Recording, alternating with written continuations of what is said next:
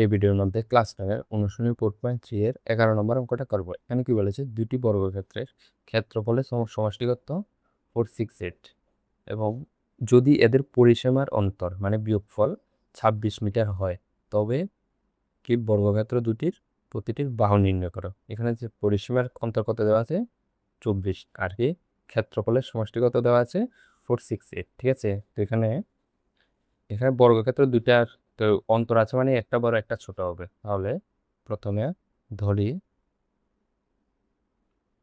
বড় বর্গক্ষেত্রটির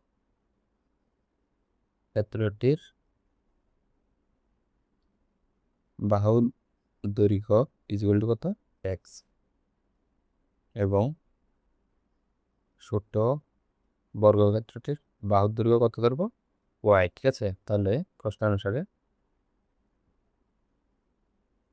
সারে এখানে কত দেওয়া আছে সমষ্টি, ক্ষেত্রফলের সমষ্টি। বর্গক্ষেত্রের ক্ষেত্রফলের সূত্র কি হয়, বাহু স্কোয়ার। বাহু মানে কি, বাহু স্কোয়ার। তো বাহু মানে কত, এখানে একটার ক্ষেত্রে এক্স এক্স স্কোয়ার, আর একটার ক্ষেত্রে ওয়াই ওয়াই স্কোয়ার। তাহলে এটা কি হয়ে যাবে, বড়টার যেটার হচ্ছে এক্স স্কোয়ার কি ক্ষেত্রফল থেকে ছোটটার ক্ষেত্রফল মানে ওয়াই স্কোয়ার যদি বিয়োগ করি, বিয়োগ না যোগ করি, কত আসবে, সমষ্টি দেওয়া আছে 468। এটা হয়ে যাবে 1 নাম্বার। এরপরে আবার প্রশ্ন অনুসারে আরেকটা কি দেওয়া আছে, যদি এদের পরিসীমার অন্তর্গত 24 মিটার দেওয়া হয়। পরিসীমার সূত্র কি, বর্গক্ষেত্র চারটা বাহু সেম থাকে ওয়াই। ধরো এক্স, আমি প্রথমটা এক্স ধরেছি, প্রতিটা এক্স মানে এটাও এক্স এটাও এক্স এটাও এক্স। তো পরিসীমা মানে কি, এগুলোকে যোগ করা, মানে সাইডে কতটুকু আছে। আর পরিসীমার সূত্র কি হয় 4 ইন্টু বাহু। তাহলে বড়টার ক্ষেত্রে কি হয়ে যাবে 4x, আর ছোটটার ক্ষেত্রে 4y।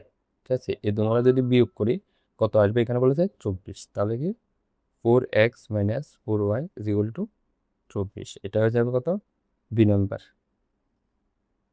ঠিক আছে, এবার দেখো এখানে 2 নাম্বার দিতে হবে না, এখানে একটা কাজ করো। দেখো এখানে এই দুটোটা থেকে 4 যদি আমরা কমন নিই, কি বাকি থাকবে, x minus y equal to কত 24। দেখো, বা 4 দিয়ে 24 কাটলে 6, 4 × 24, তাহলে x minus y equal to কত 6। তো এখান থেকে বা যদি আমরা ওয়াই ইকুয়াল টু লিখি, কি লিখবো, ওয়াই ইকুয়াল টু, ধরো ওয়াইটাকে এদিকে নিয়ে যাচ্ছে আর 6টাকে এদিকে আনছি, তাহলে ওয়াইটা সমান সমানের এদিকে আসলে প্লাস ওয়াই, এটা আগে লিখেছি, আর 6টা এদিকে আনবো। তাহলে কত, এখানে এক্স আছে আর 6টা এদিকে আনলে কত হয়ে যাবে, এখানে আছে প্লাস, এটা এদিকে আনলে -6। ঠিক আছে, এটাকে 2 নাম্বারটা। তো এখানে এটা বসাবো কোথায়, 1 নম্বর সমীকরণে। তাহলে y is equal to x minus 6 1 নং সমীকরণে বসিয়ে পাই। 1 নম্বর সমীকরণটা কি আছে, x square plus y square equal to কত 468। X square plus y square equal to 468। তাহলে বা এক্স স্কোয়ার ওয়াই জায়গায় কত বসাবো, এক্স মাইনাস 6 ইকুয়াল টু কত 468, বা x square plus m square আছে। তাহলে এখানে কি সূত্রটা কি হয়ে যাবে, a minus b whole square মানে কত, a square minus 2ab plus b square. তাহলে এ স্কোয়ার মানে কত এক্স স্কোয়ার, এরপরে মাইনাস 2ab। তাহলে 2 × 6 ইন্টু বি হচ্ছে, এ হচ্ছে এ এক্স আর বি হচ্ছে 6 প্লাস বি স্কোয়ার মানে কত 6 স্কোয়ার ইকুয়াল টু কত 468।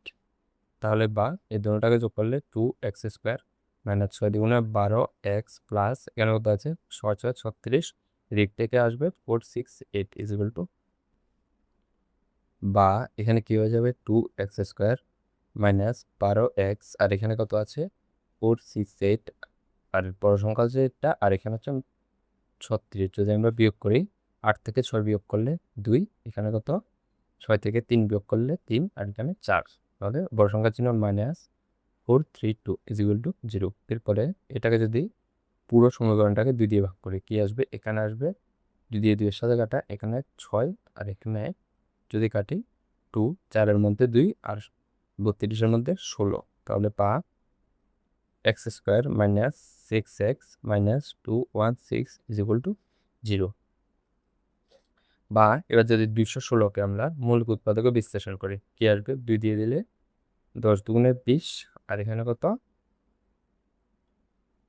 10 দুগুণে 20, আর এখানে 8 দুগুণে 16, আবার 2 দিয়ে দিলে 54, 2 দিয়ে দিলে কত? এখানে কত? 27, 2 দেওয়া যাবে না, 3 দিয়ে যদি দিই কত আসবে? 9, 3 9 27, এরপর আবার 3 দিয়ে দিলে 3, মানে কত?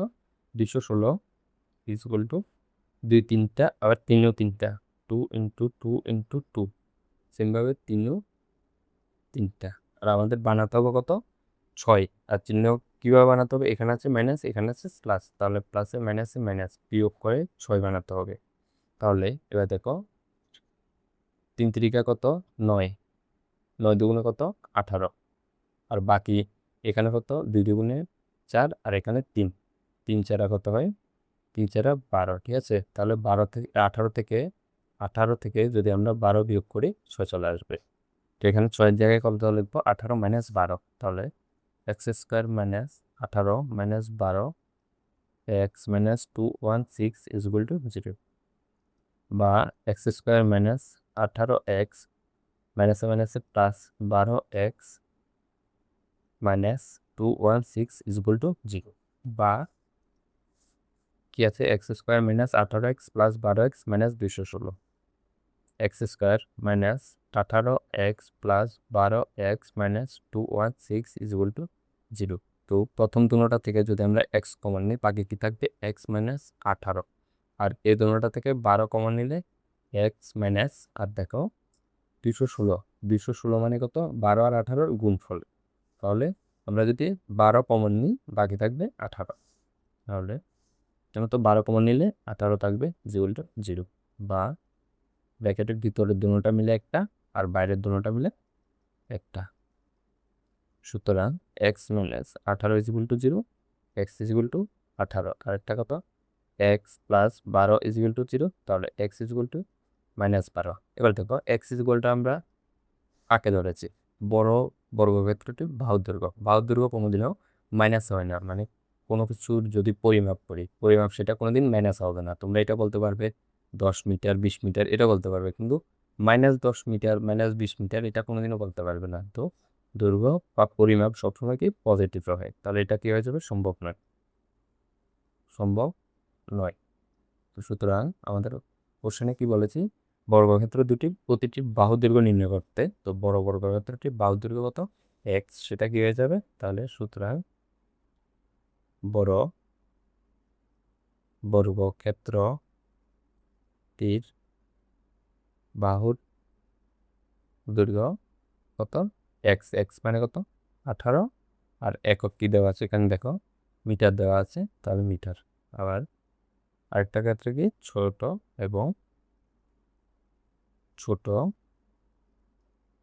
বর্গক্ষেত্র এর বাহুর দৈর্ঘ্য কত? ওয়াই কি ধরেছি দেখো? ওয়াই ধরেছি, তো ওয়াইয়ের মান তো আমরা ডাইরেক্ট বার করতে পারবো না, এটা ইউজ করে বার করবো। তাহলে ওয়াই ইজ ইকুয়াল টু কত? এক্স মাইনাস 6, তাহলে এখানে কি হয়ে যাবে? Y is equal to x minus 6, তাহলে y is equal to x এর ভ্যালু 18 মাইনাস 6, তাহলে ওয়াই ইজ ইকুয়াল টু 18 থেকে 6 বিয়োগ করলে 12 মিটার, ঠিক আছে? কেন? মানে মিটার, এটা অ্যান্সার।